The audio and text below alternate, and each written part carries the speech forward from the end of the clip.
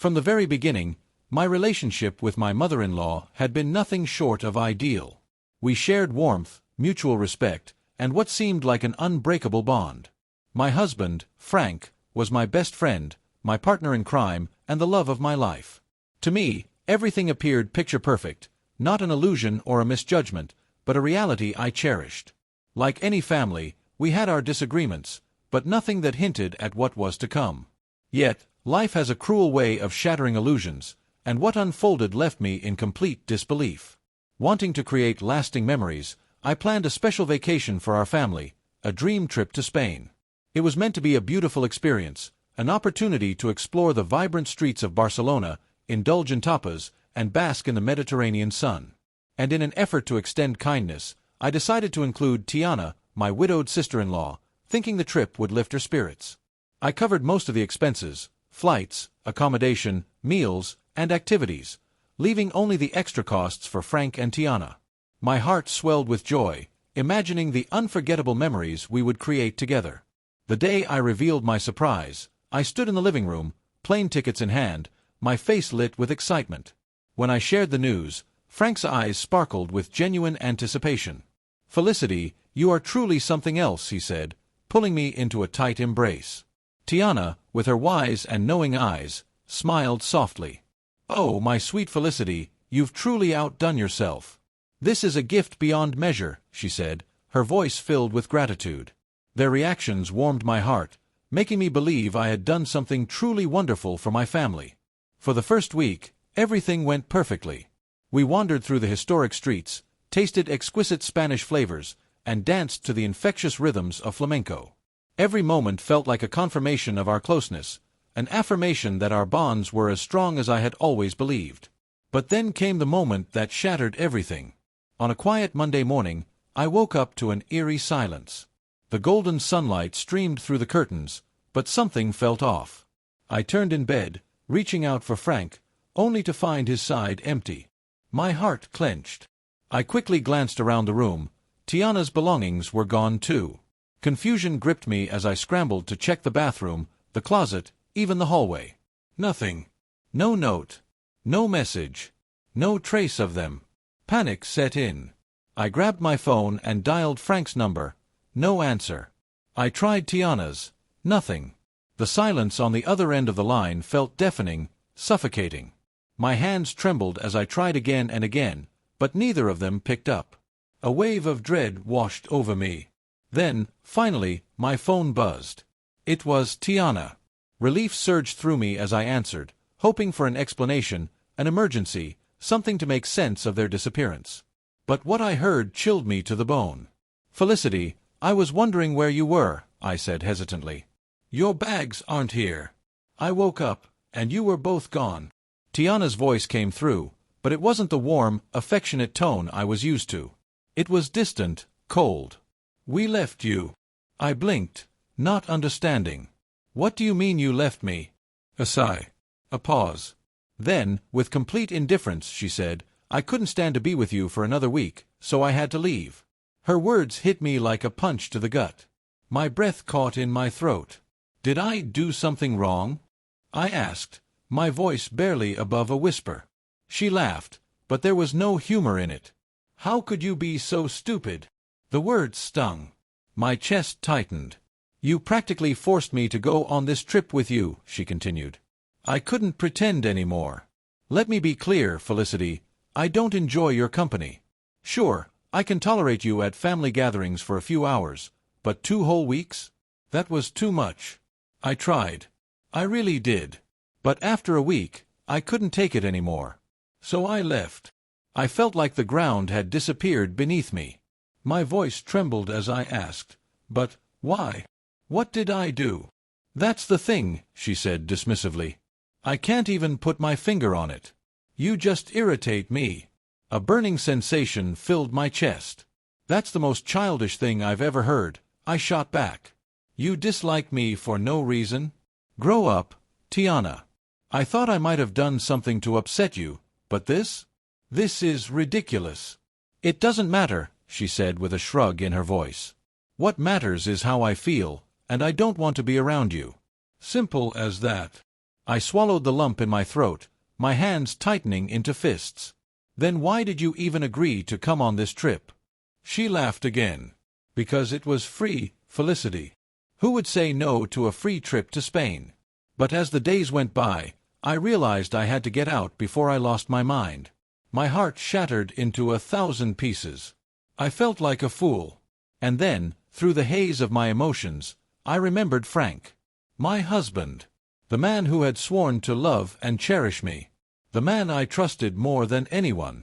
What about Frank? I asked, my voice barely steady. Tiana sighed. Here, talk to him yourself.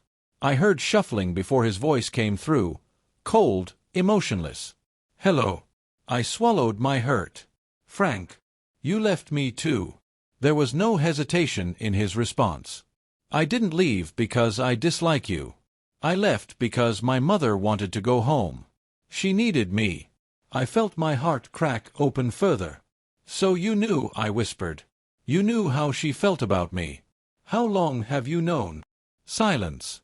I thought this trip would bring us closer, I continued, my voice trembling. I thought it would help. But I was wrong. What I don't understand is why you never told me. Why didn't either of you talk to me about this? More silence. Then finally he said, I just thought it was best this way. His words were the final blow. Everything I had believed about my marriage, my family, my relationships, it all crumbled in that moment. The trust one had nurtured, the love I had poured into them, the effort I had made, it had all been for nothing. I had given them everything. And in return, they had abandoned me. And that was the moment I decided. I would not let this betrayal go unanswered. The bond one shared with my mother-in-law had always been warm, filled with mutual respect and understanding. There were disagreements, of course, like in any family, but they never hinted at deeper issues. My husband, Frank, was my best friend, my partner in everything, and together we built a life that, at least from my perspective, was close to perfect. There were no warning signs, no hints of underlying resentment, yet what unfolded left me utterly blindsided. It all began with a heartfelt gesture. Wanting to create cherished memories, I had planned a luxurious vacation for us, a special getaway to Spain, exploring the vibrant streets of Barcelona, indulging in tapas, and basking in the Mediterranean sun.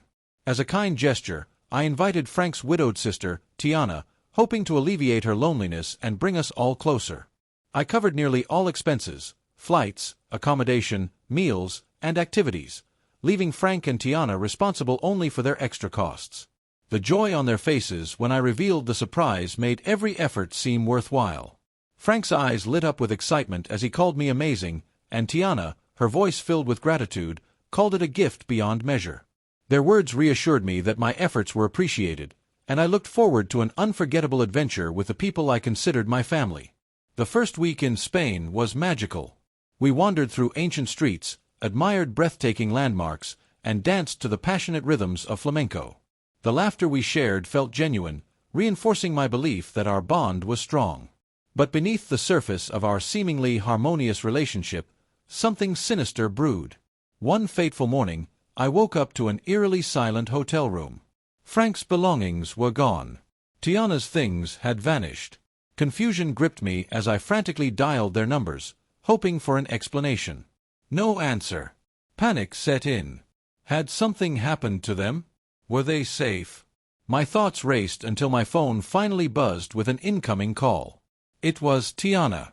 Relieved, I answered, but the voice on the other end was not one of reassurance. It was cold, detached. Felicity, we left you. The words cut through me like a blade. I struggled to comprehend what she was saying. Why? I asked, my voice trembling. I couldn't stand being around you any longer, she admitted without hesitation. I tried, really, but spending 2 weeks with you was unbearable. 1 week was all I could manage before I had to leave. I'm sorry, but we're heading to the airport now. Her words struck me with the force of a storm.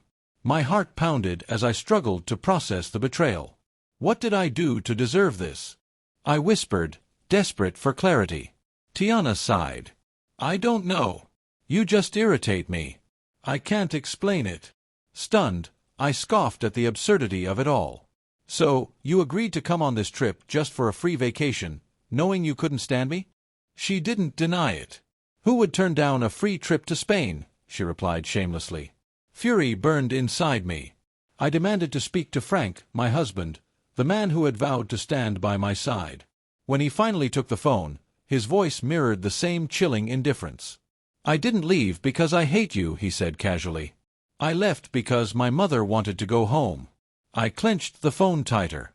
"You knew she resented me this whole time?" He hesitated, then admitted, "I thought this trip might help, but it didn't." "I'm sorry." Disbelief washed over me. "You both could have spoken to me like adults, but instead, you abandoned me in a foreign country without a word?" Silence. That was all the answer I needed. The betrayal was raw, cutting deep into my soul. I sat in the hotel room, tears burning my eyes, wondering what I had done to deserve such cruelty. And then, clarity struck. Some people don't need a reason to despise you. Jealousy, bitterness, and their own insecurities are reason enough. But I refused to let them break me. If they thought they could discard me without consequences, they were gravely mistaken. I wiped away my tears, took a deep breath, and reached for my phone. There was one person I knew would always have my back. Arlo, my childhood friend, a man as loyal as he was mischievous.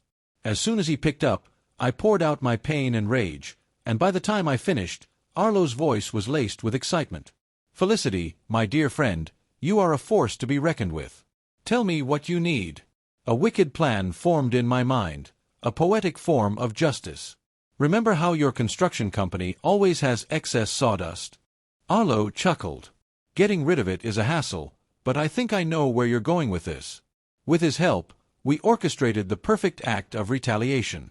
Using the spare key hidden under a potted plant, Arlo infiltrated Tiana's pristine home, filling every nook and cranny with sawdust.